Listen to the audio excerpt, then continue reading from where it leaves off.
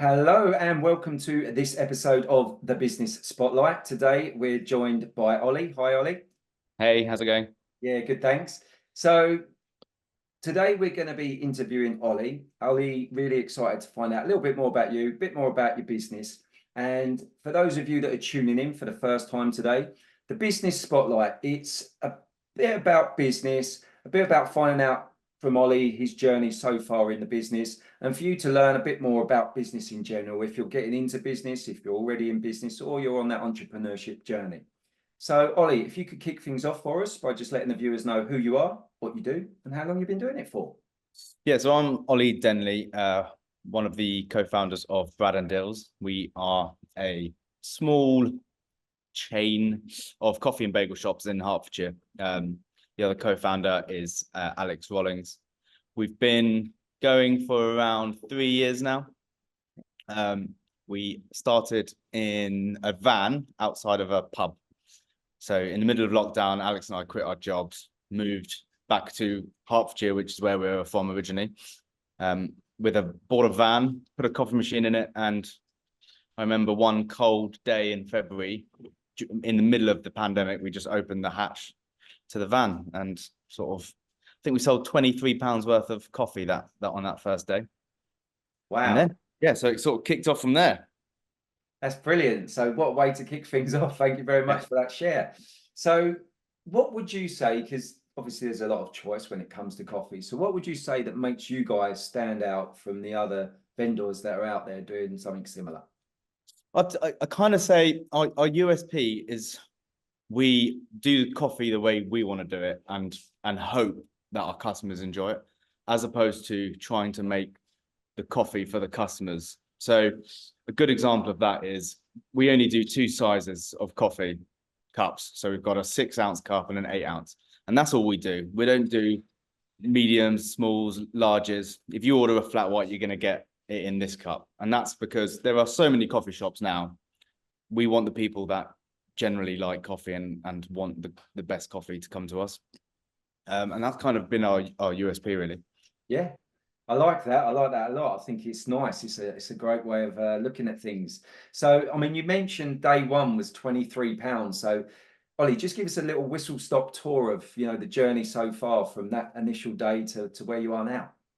Yeah, so that was a horrible day. It was raining and we didn't think we'd do more, but we weren't exactly sure. And I remember sitting down with Alex after and going, okay, this is gonna be a lot of work to get this anywhere. Yeah. So it went really well. So that weekend happened to be a rare sunny day in February. And obviously you couldn't go into any shops and you could only go for walks in pairs, like 2s or 3s back then. And that weekend we had like a queue going all the way down the road. And I remember looking at Alex thinking, we're going to be millionaires. It was an amazing experience. And then I think, when was it? April 21. So we'd been open a few months when everything opened again. So our little van, we had a nice regular customer by then, but everyone was able to go into pub gardens and everything. So yeah, we were like, okay, now it's time to go and try and find a shop. Yeah.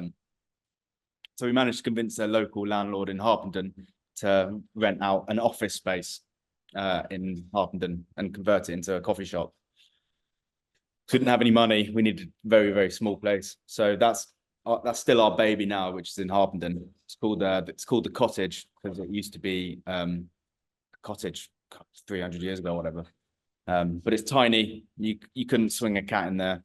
But we knew we needed a bricks and mortar shop, which is why.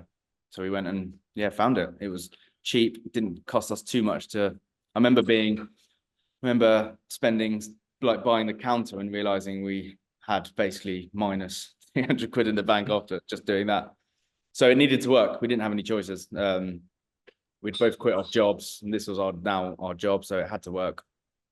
And it did, and we managed to get a really nice customer base in Harpenden. And the thing with coffee shops is there's not a huge margin in revenue or profits that you make in a coffee shop, so you have to open a few. Yeah. So we set our sights on our next area, which was St Albans, but we couldn't find anywhere suitable. So we managed to find a beautiful little grade 2 listed building in the centre of Hertford, which we went and opened. And that must have been two years ago now. So we opened pretty quickly. I think we opened our Hertford shop within a year of having our Harpenden shop. Yep. That went really well. We were really happy. Got some great staff over there. But our heart was always set on opening a place in St Albans as well, which is where we are now. So got our third shop in an old dry cleaners, which is where I am now. Yeah. On London Road. Yeah, and it's been open a year. Fantastic. Congratulations. Well done. So here we are, 3 shops in. So what would you say are going to be your main challenges going forward, and what are the plans for the future? So everyone's told us before we started that our biggest challenge would be staff, especially in hospitality. That's definitely been true. Keeping staff for more than sort of 3 months in hospitality is very difficult. That's definitely been the biggest challenge. We're pretty bad at marketing, so we haven't had many issues with that. But I think there's a lot of room to grow in that and sort of advertising and converting people to us. We've sort of been a lot of the time word of mouth. Yeah. But yeah, staff, definitely staff. They're listening to me right now saying, "You guys are good."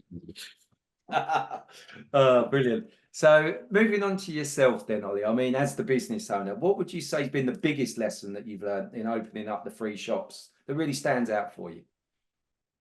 I think the level of information you need to know about everything. I'm a trainee plumber, trainee electrician. I've had to be like deep inside drains, cleaning out God knows what. Yes, it's the level of knowledge you have to have about every little detail. Yeah. Thought there would be like a government guide to starting a business, and it would include everything you need to know. Yeah. How much electricity you can have on a plug. All of this kind of stuff has been a crazy journey to learn. Yeah, it's quite surprising. It's quite a common theme that I hear from a lot of business owners is just the sheer volume of what you need to be able to know. And like you say, having a hand or a finger in so many different pies, it is a very common theme. But it's a great share. Thank you very much for that. So, Ollie, we're going to go back in time, and we're going to go back and we're going to see an 18-year-old Ollie. And you're going to have the benefit of we're going back, and you're going to have the knowledge that you've got now. So you're going to be able to give yourself one nugget of information, one nugget of advice to an 18-year-old Ollie. What would it be?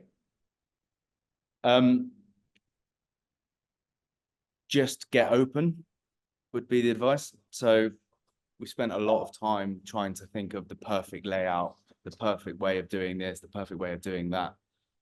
And we might have spent a bit too much time. Sometimes you just got to do it. Just do. I mean, like, as long as you've got a coffee machine and your grinders, just start serving coffee and you'll figure out the rest as you go. Because the amount we've learned since opening 3 shops, we would basically go back and change everything about our shops now. So don't spend too much money fitting out a shop.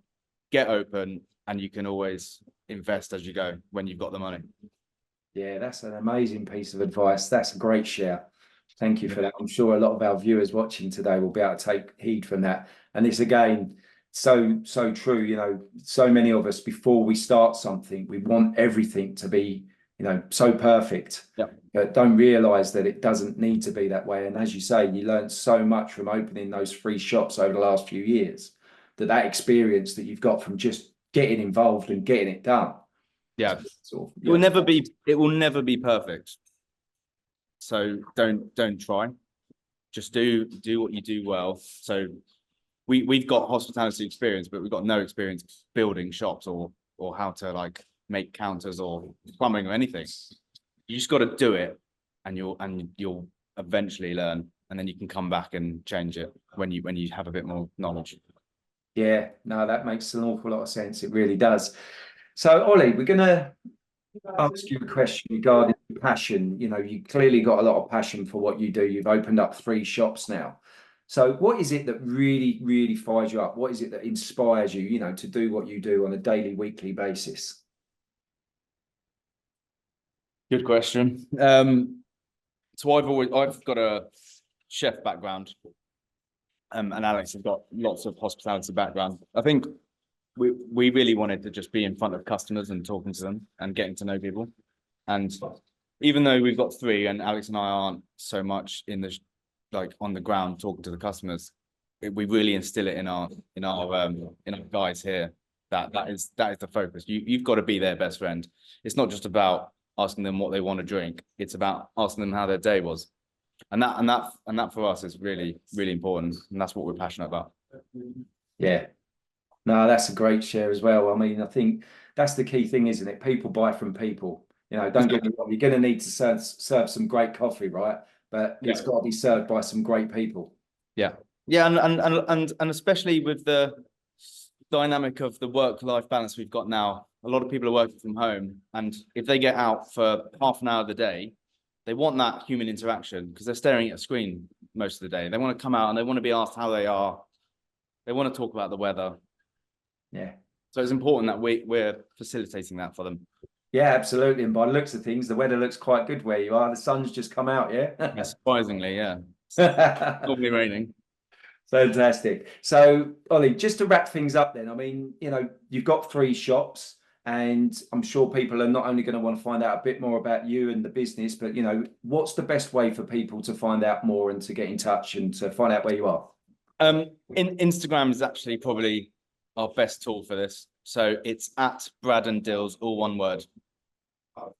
At Brad and Dills, Instagram. That tends to be where we do most of our communicating. Fantastic. And I mean, have you got any special offers or anything on at the moment? No, but we've got some exciting new products coming in April. We've got a matcha coming, which we like I said earlier, we don't tend to do a lot of variants. We like to do a couple of things right. And we've finally managed to get a good matcha that we're happy with. So that's coming in April. That's exciting. Fantastic. Well, Ollie, it's been brilliant getting to know you a bit more, finding out a bit more about the business. So thank you very much for joining us today. Thank you. And to our viewers, if you live in the areas of Hertford, Harpenden or St Albans, they've got 3 shops in those areas. So go and check them out. So Ollie's just giving you the details. Thanks very much for joining us. And that's this week's episode of the Business Spotlight. We'll see you all again soon. Thank you.